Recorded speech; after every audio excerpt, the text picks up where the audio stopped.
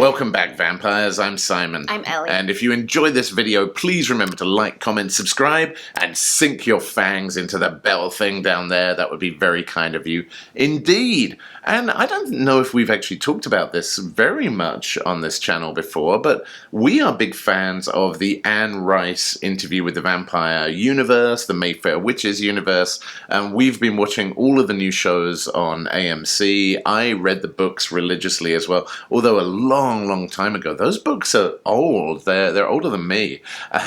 But all that being said, they released something at Comic-Con in San Diego yesterday around season 3 of Interview with the Vampire. We're going to try not to spoil season 2 for you because it was pretty epic. I really enjoyed season 2, but it ended in a fairly explosive way. So I am really intrigued to see what season 3 has for you. Before we get into the video from San Diego Comic-Con though, I have one question for all of you.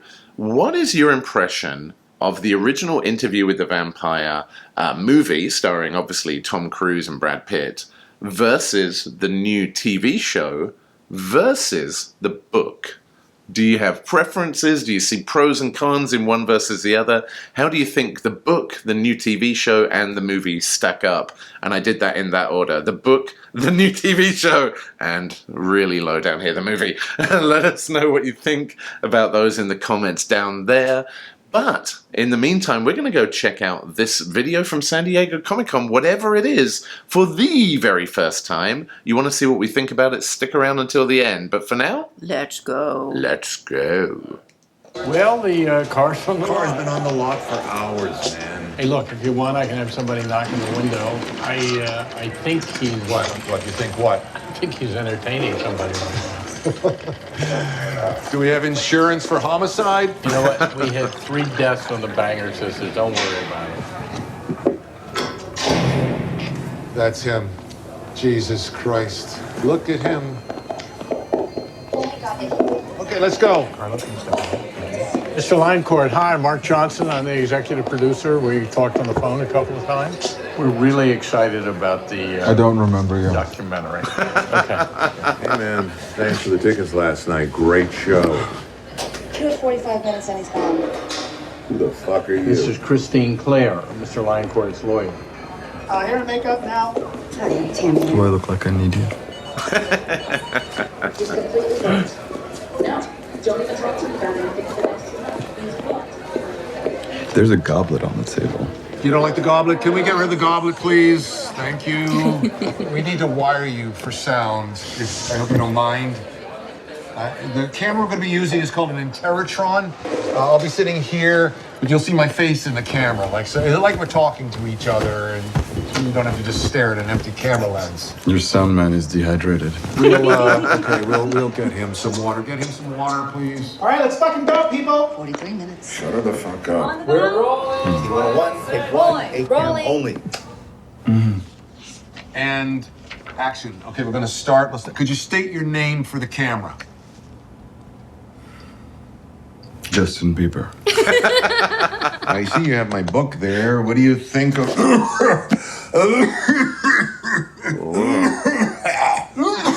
Sorry. COVID. Give me a second here. Daniel, you okay? I am the Vampire Lestat. Why are you pushing? I'm immortal. More or less. The light of the sun. Somebody get him a glass of water? The sustained heat of an intense fire. These things might destroy me, but then again, they might not. Oh.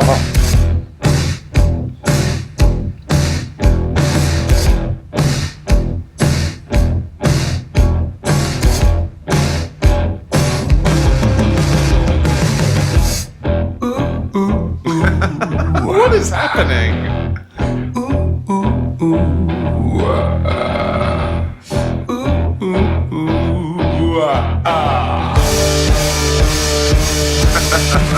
What a long face, my pretty baby.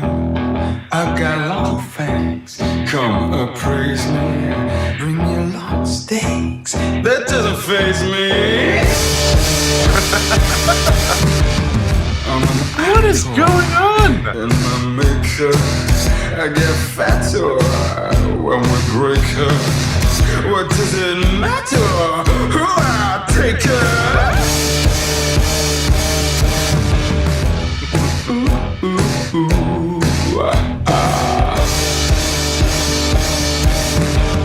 Another face, another year, another place, another tear. Pick up the pace, rack up the fears. Now we're having fun.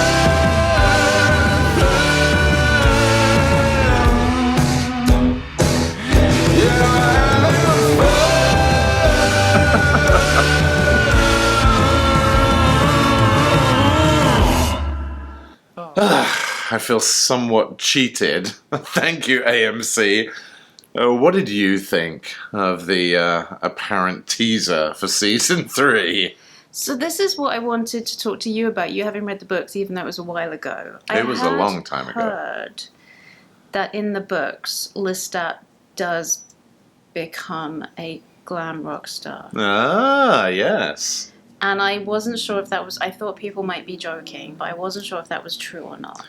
No, it's absolutely true. But this is all spoilers if they follow the book. I guess the book was written like 50 years ago, so maybe it doesn't count as spoilers.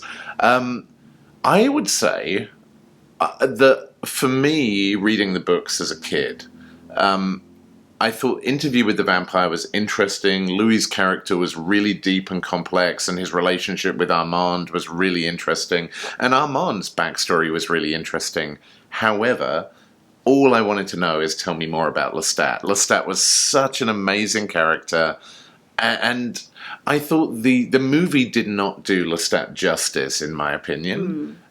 He was okay. Like, it wasn't a terrible character, but in the book he's such a powerful character and such a great anti-hero as well. Like, so strong, so sexual, but also very, very evil and uncompromising and vicious and like animalistic in a lot of ways.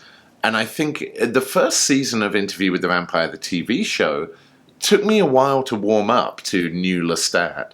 But once I did, I really think he portrays the character from the book so well. And I think this silly, weird tease, which was such a tease. Like, most teasers give you something. This was a dude in a chair wearing different outfits, doing different faces. But it reminded me, just seeing him again, how much I love Lestat as a character, and how I would watch an entire season that is just Lestat being Lestat. Yeah, I don't want to spoil too much more about what comes next, because I also wonder if they're going to link it to The Queen of the Damned, which was also a phenomenal book, and in my opinion, not a bad movie as well. I'd be interested to hear what you think of the Queen of the Damned movie starring Aaliyah way back in, I guess, 2000, something around then. But yeah, I really enjoyed Queen of the Damned and The Vampire Lestat were probably two of my favorite Anne Rice books. And I'm really intrigued to see what they do with this character in season 3. So while this video may have been super annoying and told us nothing, it also reminded me that I really want to see season 3, so maybe they accomplish their mission.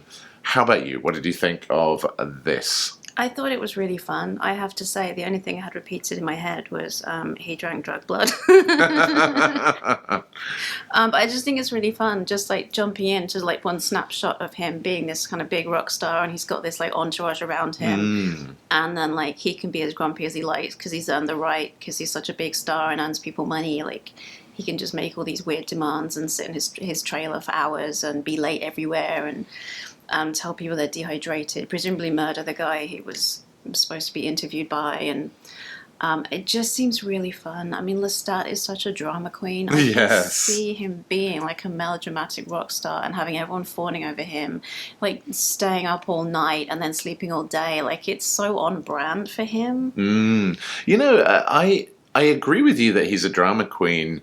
One thing I love about Lestat, though, is he also gives zero fucks what anyone thinks. And it kind of reminded me, I think it was in the first season of Interview with the Vampire, the TV show, where Louis is wrestling with his sexuality and kind of coming out as a character.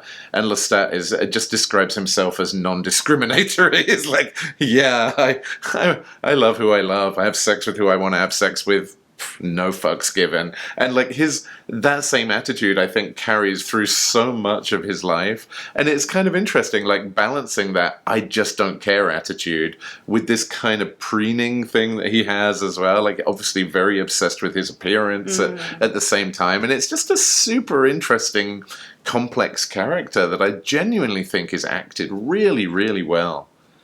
Well, yeah, so I guess we were going to ask you what you think of the book, the TV show, and the movie.